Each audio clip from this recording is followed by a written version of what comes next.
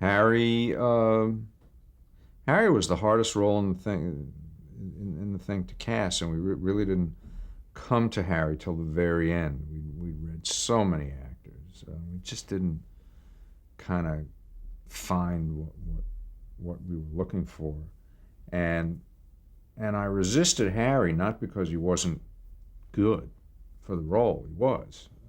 I resisted Harry only because he had at that time a pretty high profile, and in putting together an ensemble, I thought that his profile relative to the other actors in the company might unbalance the equation a little bit. But it turned out great. He did a wonderful job. Um, I knew I was going to have Jill and Michael in it from the very beginning. We were old friends, and so I really created their roles with them in mind. I pretty much created the role of Brackman with Alan Rachins in mind, who's my brother-in-law. So we kept that in the family. Jimmy Smits was the first actor we saw for that role, and he was the only actor. And he walked in the door, boom, he just hit the ball out of the park. We just said, that's the guy, end of story. So that was a real delightful stroke. We didn't hire Susan Day actually until after the pilot. She didn't come on board until the second episode. We never got that sort of female lead character right until then. Susan Rattan was hired really just to play Arnie Becker's secretary, and then we loved her so much we made her a regular. And Corbin came to see us in New York, and my recollection is that he read for the Harry Hamlin role, and he wasn't right for that, and he was sick, he had the flu. Anyway, it just sort of didn't work out, which was a little disappointing because the guy was so good looking. And then he sort of showed up again in Los Angeles a week and a half later, and we read him for Becker, and he just was so delightful and charming and funny that we thought, well, that's the way to go. Dick Dysart was sort of an old pal of mine. I'd known Dick for many, many years. And, we met a few actors, but I always sort of had Dick in mind for this thing. He's so avuncular, which is something I wanted in that role. And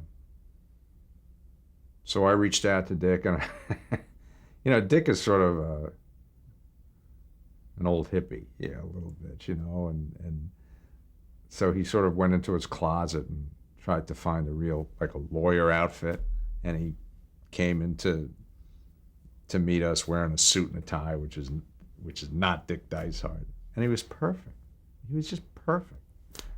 He was exactly what I wanted for that role. So most of that cast really came together pretty easily. Another member that was added later was Larry Drake. Right. That was one of the great additions to the show. We had a storyline about this woman who comes to the firm looking for some legal advice relative to a will because she's terminally ill and she's got this retarded son. And so we met that character, played by Larry, in that one episode, and he was so perfect. He so had that character that it occurred to us very easily and quickly that, gee, here he's got a mom who's terminal. What are you going to do with this poor guy? How's he going to live his life? Bring him into the firm and make him the mail clerk, the messenger, the gopher, whatever. And he was brilliant. He was brilliant. The character was great, and I think that character brought such an amazing humanity to the environment. And it was really a brilliant stroke to have him in there. Blair Underwood came to us in the second season. My idea always with this show was to have the show start out being lily white, as virtually all upscale law firms in those days were, and probably still are, for that matter, because I wanted to make a real issue of that in the firm. I wanted to do that as a real storyline, and bring in an a young African American associate, in response to that internal debate about diversity. This is in 1987, and it turns out Blair was going to Carnegie Mellon, which is my alma mater, and he was so talented and so handsome and so utterly perfect for that role that we literally prevented him from graduating. He just grabbed the role, and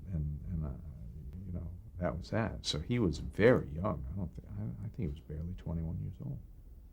I loved a lot of those characters. I think in a lot of ways, my favorite character was probably Markowitz, Michael Tucker's character. Just because I love Michael. Michael and I had gone to college together, and we've been lifelong friends, practically. And he was such a warm and funny character, and I really identified with him in a lot of ways. But I loved a lot of those characters. I loved Larry Drake's character, Benny. I loved Jill's character.